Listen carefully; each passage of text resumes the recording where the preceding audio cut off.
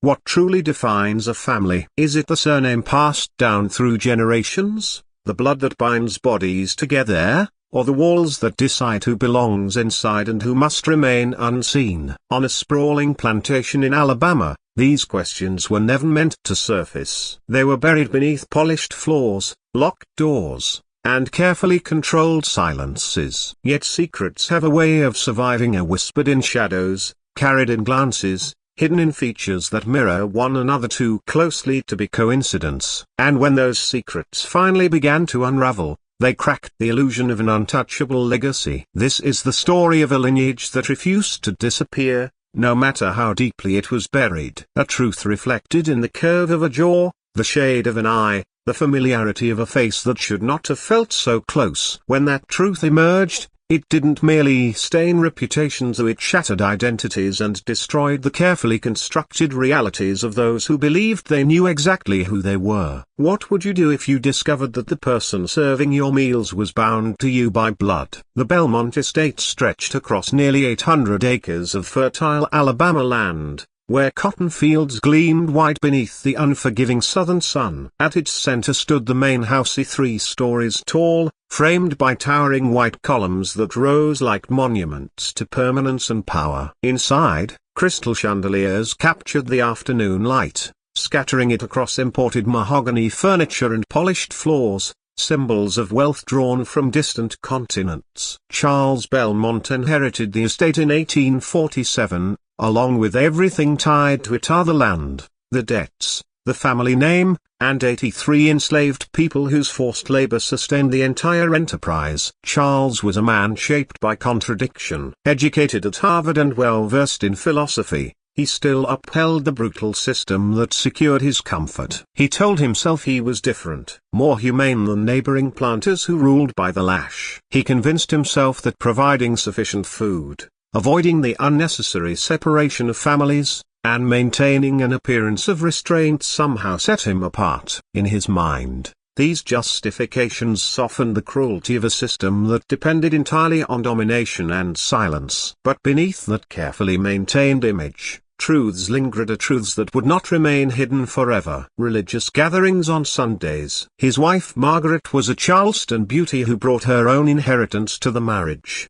30 additional enslaved people and 200 acres that bordered the Belmont land. She was devout, attending church every Sunday, organizing charity events for poor white families in town, and maintaining the image of a perfect Southern lady. She never raised her voice, never showed emotion in public, and ran the household with clockwork precision. They had 3 children: Victoria, 16 years old, with her mother's delicate features and obsession with propriety; Thomas, 14, already being groomed to take over the estate; and little Anne, only 8, still innocent to the complexities of the world she inhabited. Among the enslaved population lived a young man named Samuel. He was 24 years old, though no one knew his exact birth date. Such details weren't recorded for people considered property. Samuel worked primarily in the main house, serving meals, maintaining the library, polishing silver,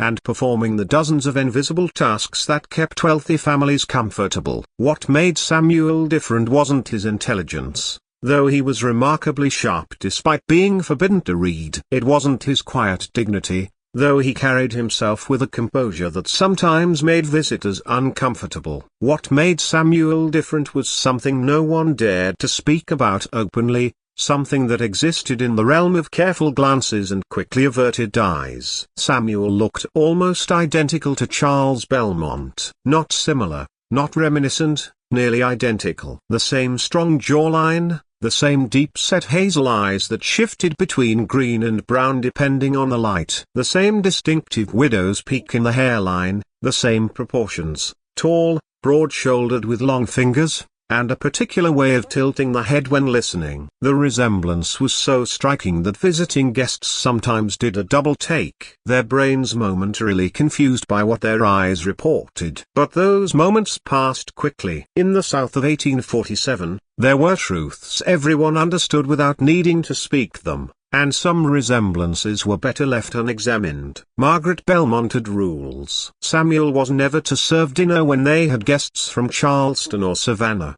Those who knew Margaret's family and might ask uncomfortable questions. During those occasions, Jacob, an older enslaved man with graying hair and weathered features, took over serving duties. Samuel was never to be in the same room as Charles during family portraits or formal gatherings that might be photographed or painted. Margaret scheduled these events carefully, always ensuring Samuel had other duties during those times. Samuel was never to speak unless spoken to, never to make direct eye contact with Victoria, and never, absolutely never, to be seen standing next to Charles Belmont, where comparisons could be easily drawn. These weren't rules Margaret ever stated explicitly. They were simply understood, enforced through meaningful looks from the head housekeeper, Dinah, a woman in her 50s who'd served the Belmont family since before Charles was born. Dinah knew things, she'd seen things, and she understood that her survival and Samuel's depended on maintaining very specific boundaries. But there was something else. Something that made the situation even more complicated. Margaret treated Samuel differently. Not kindly. Exactly. Margaret was never cruel to any of the enslaved people in an overt way. That would have been beneath her dignity. But with Samuel, there was a coldness that went beyond her usual detachment. When he served her tea,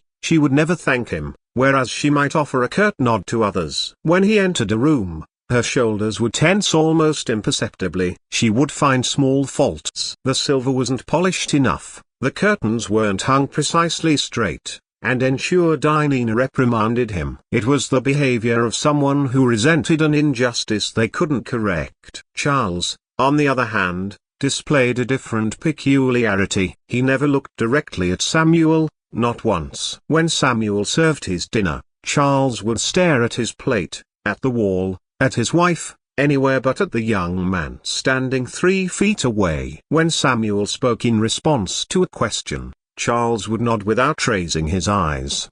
The other enslaved people noticed. They talked about it in the quarters late at night, speaking in whispers and half-finished sentences. "The master's afraid of his own face," old Marcus said one evening, staring into the small fire they'd built for warmth. "Hush that talk," Dinah snapped, though her eyes showed she agreed. "Some truths are dangerous for everyone." Samuel himself rarely spoke about it. What was there to say? He'd grown up on the Belmont estate, born to Lily, a woman who'd worked in the main house until her death from fever when Samuel was 12. Lily had been beautiful once, with smooth features and eyes that carried intelligence she'd never been allowed to use. She'd also taken her secrets to the grave. In April of 1849, everything changed with the arrival of Dr. William Harrison. Harrison was a physician from Boston, traveling through the South to study blood diseases and hereditary conditions. He developed a theory about blood types and family inheritance patterns, revolutionary ideas that wouldn't be fully understood for another 50 years. He was documenting family medical histories, looking for patterns in inherited traits, diseases that ran in bloodlines. Charles Belmont, always eager to appear progressive and scientific, invited Dr. Harrison to stay at the estate for 2 weeks. It would be good for his reputation to host such a distinguished Northern scientist, to show that Southern gentlemen valued knowledge and advancement. Dr. Harrison arrived on a Thursday afternoon, his carriage loaded with medical equipment, notebooks, and various instruments that fascinated young Thomas. Margaret organized a welcoming dinner, inviting neighbors from surrounding plantations to meet their educated guest. Samuel served the meal. Dr. Harrison was mid-conversation with Charles about Harvard they'd attended a decade apart when Samuel leaned forward to pour wine. The doctor stopped speaking mid-sentence, his eyes moving between Samuel and Charles with the analytical gaze of someone trained to notice details. "Remarkable," Harrison said quietly. The table fell silent. Margaret's hand tightened on her fork. "What is?" Charles asked, his voice carefully neutral. "The servants here, they're well-formed, good constitutions." Harrison seemed to catch himself. Returning to his wine, you must ensure adequate nutrition. So many plantations neglect basic health maintenance. The conversation resumed, but Margaret had noticed that brief moment, that flash of scientific curiosity in Harrison's eyes as they moved between her husband and the enslaved man pouring his wine. Over the following days, Dr. Harrison conducted his research. He interviewed the Belmont family about their medical history, who died of what ailments ran in the family, any unusual conditions or traits. He sketched family trees, documenting patterns of inheritance. Margaret watched nervously as he worked, finding excuses to be present during his interviews, subtly steering conversations away from certain topics. On the fifth day,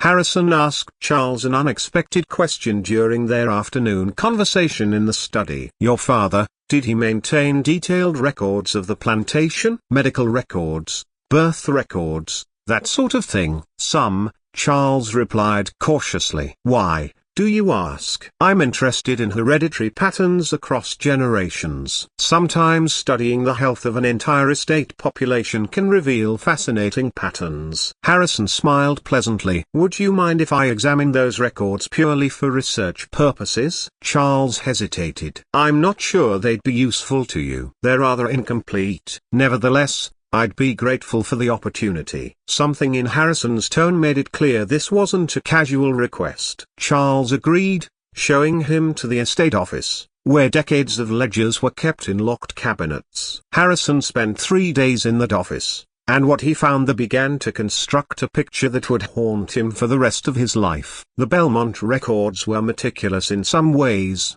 sparse in others. Financial transactions were documented precisely. Every purchase, every sale, every expense. Birth records for enslaved people were noted, but usually just Lily, female infant, born March, or Marcus, male infant, born to Sarah. But Dr. Harrison wasn't looking at the standard entries. He was looking at the gaps, the inconsistencies, the places where the careful record-keeping suddenly became vague. In March of 1825, there was an entry. Lily, aged 16, assigned to house duties. In December of 1825, several pages had been torn out. The ledger jumped from December 3 to December 28 with no explanation. In January of 1826, there was a brief note confined to quarters illness. In April of 1826, male infant born, healthy, no mother listed, no name given, just that single line,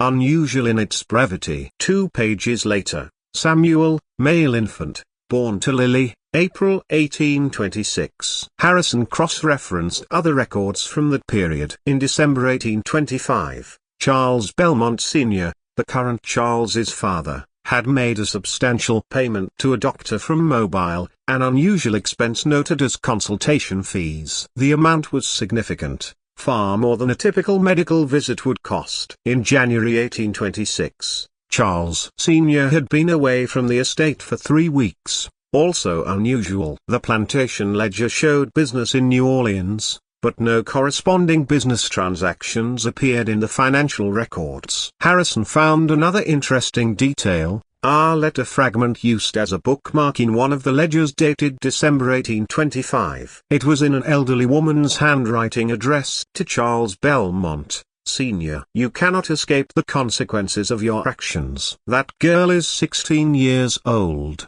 What you've done is your own responsibility and God will judge you for it. Even if the law will not, you must make provisions. The letter wasn't signed, but the handwriting matched other correspondence from Abigail Belmont, Charles Sr.'s mother, a woman known for her strict moral code, who died in 1827. Harrison sat back in the office chair, the pieces assembling themselves into an undeniable picture. Charles Belmont Sr. had fathered a child with Lily when she was 16 years old. That child was Samuel, which meant Samuel was the half-brother to the current Charles Belmont, an uncle to Victoria, Thomas, and Anne. The current Charles had been born in 1820, making him 6 years old when Samuel was born. Old enough perhaps to have vague memories of household tension, whispered arguments, his grandmother's tight-lipped disapproval. Did Charles know? Harrison suspected he did. That would explain the avoidance, the careful rules, the way Charles navigated the house, ensuring he and Samuel were never in the same social space simultaneously. Did Margaret know? Harrison suspected she did, too. That would explain her cold treatment of Samuel, her carefully orchestrated exclusions. She wasn't cruel to him out of general hardness. She was cruel to him because he was a living reminder of her husband's bloodline. A reminder that her children shared ancestry with an enslaved man. That the purity she obsessed over was already compromised. But there was something else Harrison found. Something that transformed this from a tragic but common story of exploitation into something far more disturbing. In the medical records Harrison requested from the local doctor who served the Belmont family, there was documentation of a serious illness that had struck Victoria in 1847, 2 years before Harrison's arrival. She developed a severe fever and mysterious bleeding condition. The local doctor had been baffled,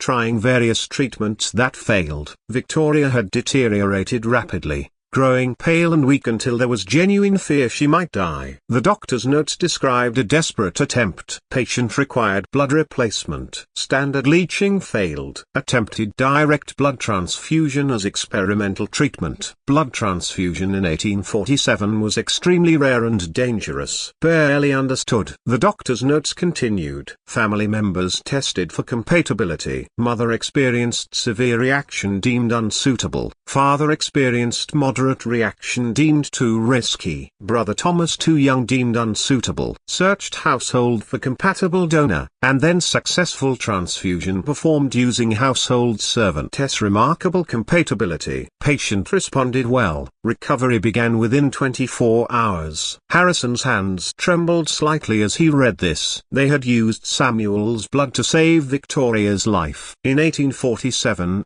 medical science didn't understand blood types. Their blood type system wouldn't be discovered until 1901. Transfusions were essentially trial and error. Most resulted in severe reactions and death. The fact that Samuel's blood not only didn't kill Victoria, but actually saved her was significant. It suggested close genetic compatibility. It suggested family. Harrison reviewed the doctor's notes more carefully. There were observations about the similarities in blood appearance and behavior between Samuel and the Belmont family samples. The doctor had noted it as curious, but hadn't drawn any conclusions beyond the successful medical outcome. But Harrison understood what this meant. The Belmonts had used Samuel's blood, the blood of Charles's half-brother, to save Charles's daughter. They had literally shared blood in the most direct way possible. Victoria was alive because the enslaved man who served her dinner carried the same bloodline she did. And they all knew Charles had been there during the transfusion. He had witnessed Samuel's blood flowing into his daughter's veins. Margaret had been watching the one person she most resented save the child she most loved. Victoria herself had been semi-conscious but aware enough to understand what was happening. The secret wasn't just about Samuel's parentage anymore. It was about a debt that could never be acknowledged. A life saved by blood that officially wasn't supposed to be related at all. Harrison closed the medical records, his mind racing. He was a man of science. Yes, but he was also from Boston, where abolitionist sentiment ran strong. He'd witnessed slavery firsthand during his southern travels, had documented the medical neglect, the preventable diseases, the shortened lifespans. But this was different. This was a family literally sustained by the very person they enslaved, bound by blood they refused to recognize. What was he supposed to do with this information? Dr. Harrison made a decision that would prove catastrophic. On his 10th day at the estate, he requested a private conversation with Charles. They met in the study after dinner. Brandy poured, door closed. Margaret, with the intuition of someone constantly monitoring for threats, lingered near the hallway, her embroidery forgotten in her lap. Mr. Belmont, Harrison began, my research here has been enlightening. Charles stiffened slightly. I'm glad to have been of assistance to your scientific endeavors. I've reviewed your family's medical history quite thoroughly. The records, the treatments, the various interventions over the years. Harrison paused. Including your daughter's remarkable recovery in 1847. The room temperature seemed to drop. Victoria's illness was a difficult time for our family, Charles said carefully. We're grateful to God for her recovery. And to Samuel, Harrison asked quietly. Charles's hand tightened on his brandy glass. Samuel performed a service when asked, as would be expected. A service most family members couldn't provide. Harrison leaned forward. Mr. Belmont, I'm a man of science. I understand heredity, blood compatibility, physical inheritance patterns. I've also reviewed your estate records quite thoroughly. You overstep, sir. Do I? Or am I simply stating what everyone in this house already knows but refuses to speak? Harrison's voice was firm but not unkind. Your father's choices created a situation that continues to stop. Charles stood abruptly, his face flushed. You know nothing of my family's private affairs. You come here as a guest, abuse my hospitality by prying into confidential records, and now presume to point out an injustice. That young man is your brother, and you keep him in bondage. The word hung in the air between them, finally spoken aloud. Brother Charles's face went through several emotions: anger, fear, shame, and finally a cold hardness. Samuel is property of this estate as documented in legal records. The circumstances of his birth are irrelevant to his legal status. Even if your insinuations had any merit, which I neither confirm nor deny, it would change precisely nothing. Charles moved toward the door. Your stay here is concluded, Dr. Harrison. I'll have your things prepared. A carriage will take you to Mobile in the morning. Mr. Belmont. This conversation is over. But it wasn't over, because Margaret had heard every word through the door, her face pale, her hands shaking, and because Victoria had been coming down the stairs to ask her father something, and had paused on the landing, listening with growing horror to the exchange, and because Samuel himself was in the hallway, having just finished his evening duties, frozen in place, as he heard the truth of his parentage confirmed in angry words for the first time in his life. The secret was no longer secret. Dr. Harrison left the following morning under tense circumstances. Charles didn't come down to see him off. Margaret appeared briefly, her face a mask of rigid politeness, offering no warmth as the carriage pulled away. But Harrison's visit had cracked something open that couldn't be sealed again. Victoria stopped eating. She would sit at the dinner table, staring at her food, occasionally glancing towards Samuel when he served. Her eyes searching his face for the resemblance she'd never consciously registered before. Now that it had been pointed out, she couldn't unsee it. The uncle who'd saved her life served her in silence. The blood running through her veins, his blood had given her a second chance at life. And yet he slept in a small cabin, owned nothing, had no future beyond servitude. She began asking questions Margaret refused to answer. Mother, why does Samuel look like father? You're imagining things. Population had dispersed. Some left immediately upon hearing of emancipation. Others stayed temporarily with nowhere else to go. A few remained permanently, uncertain about how to navigate freedom after a lifetime of bondage. The main house was damaged, looted by passing troops, Union or Confederate, no one knew. The fields were overgrown. The economy had collapsed. Confederate currency was worthless. The Belmont fortune built over generations was essentially gone. Margaret had died during the war's final year, her heart failing in her laudanum sleep. Anne had married a local merchant during Thomas's absence, seeking stability in a collapsing world. Victoria, now 34, was still managing what remained, trying to help the newly freed people navigate their new reality without resources or preparation. Thomas kept his promise. He sold parcels of land to former enslaved families at minimal prices, providing what little capital he could scrape together to help them start. He didn't have much to give. The plantation was drowning in debt, its grandeur sustained only by memory and stubborn pride. Thomas did what little he could, though he knew it would never be sufficient. It isn't enough, he admitted to Victoria one evening, his voice heavy with defeat. Nothing I do will ever be enough. No, she replied quietly. But something is still better than nothing. Together, Thomas and Victoria wrote to Samuel. They told him the war had ended, that slavery was abolished, at least on paper, that their mother had died. Samuel's reply arrived weeks later. The tone was formal, restrained, but not cruel.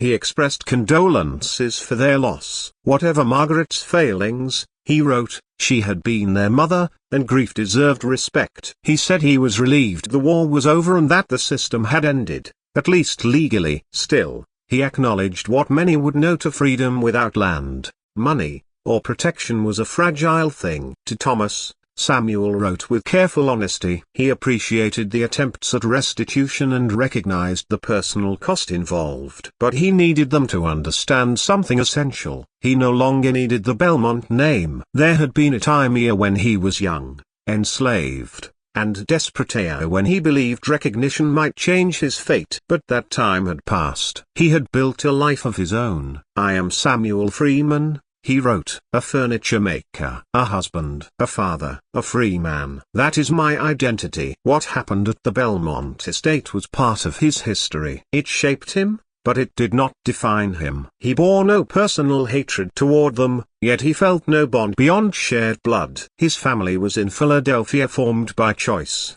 not circumstance. He wished them well in rebuilding what remained of their lives. But their connection, he concluded, should remain what it was, a truth acknowledged, documented, and left in the past. Respectfully, Samuel Freeman. Thomas and Victoria spent the rest of their lives in the diminished Belmont house, never fully recovering financially or socially from the war and the scandal that followed. Thomas never married. He devoted his remaining years to small, deliberate acts of restitution, employing freed people, supporting schools, testifying in court on behalf of black landowners whose property rights were threatened. He knew it would never balance the scales, and that knowledge never left him. Victoria also remained unmarried. She found purpose in teaching and in preservation. She documented everything, creating a meticulous archive of the plantation's true history. The polite myths and the uncomfortable truths. The lies told publicly and the facts hidden privately. Unmarried and had 3 children.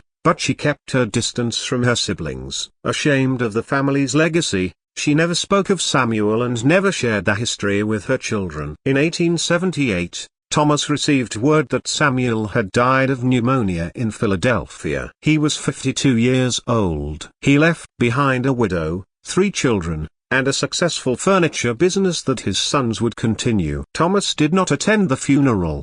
Doing so would have been complicated or perhaps dangerous in the racial climate of the time. Instead, he placed a notice in a Philadelphia newspaper, in memory of Samuel Freeman, formerly of Alabama, a man of dignity and character. His blood flows in the veins of those who remember him. May he rest in the peace he earned. It was the closest thing to public acknowledgement Thomas could manage. Victoria died in 1889 at the age of 58, never having left Alabama. In her will, she donated her entire archive to the Alabama Historical Society with explicit instructions that it be preserved permanently. Those records contained everything: ledgers documenting Samuel's birth, medical records detailing both blood transfusions, Victoria's original deposition, Judge Morrison's testimony, letters between family members, Thomas's will promising freedom to enslaved people, newspaper clippings chronicling the scandal. She created an unassailable historical record, one that could not be erased,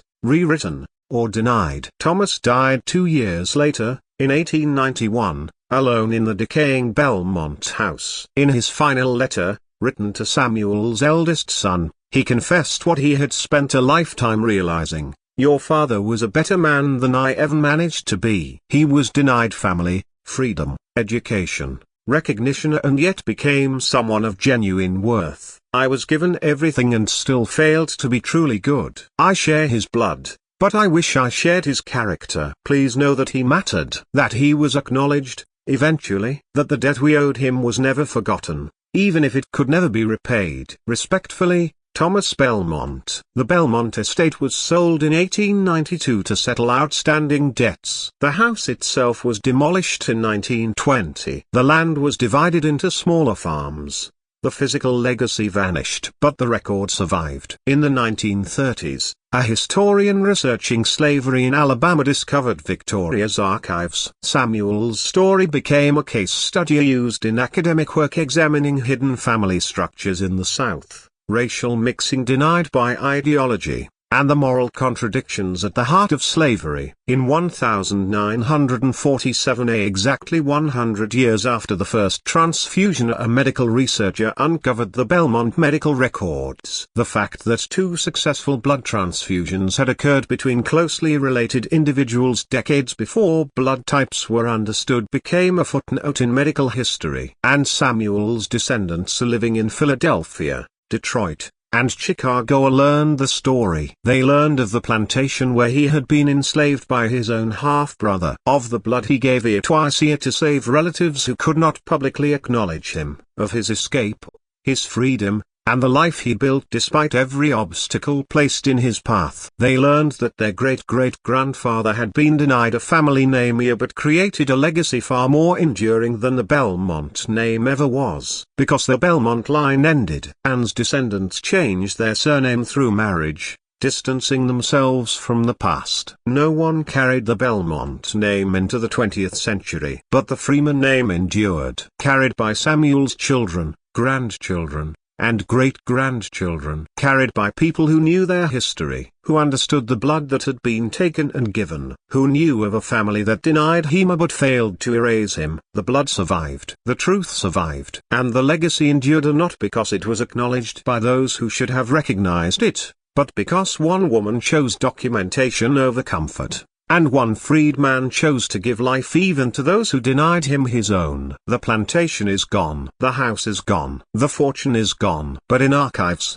in records, in carefully preserved family trees, the story remains. A slave who shared blood with the master's family, a secret buried for decades, then exposed. A family fractured by truth. And a man who became freer despite everything designed to keep him in chains. The blood they shared could not be denied forever. And in the end, truth proved more powerful than even legacy itself. Population had dispersed. Some left immediately upon hearing of emancipation. Others stayed temporarily with nowhere else to go. A few remained permanently, uncertain about how to navigate freedom after a lifetime of bondage. The main house was damaged, looted by passing troops, Union or Confederate, no one knew. The fields were overgrown. The economy had collapsed. Confederate currency was worthless. The Belmont fortune built over generations was essentially gone. Margaret had died during the war's final year, her heart failing in her.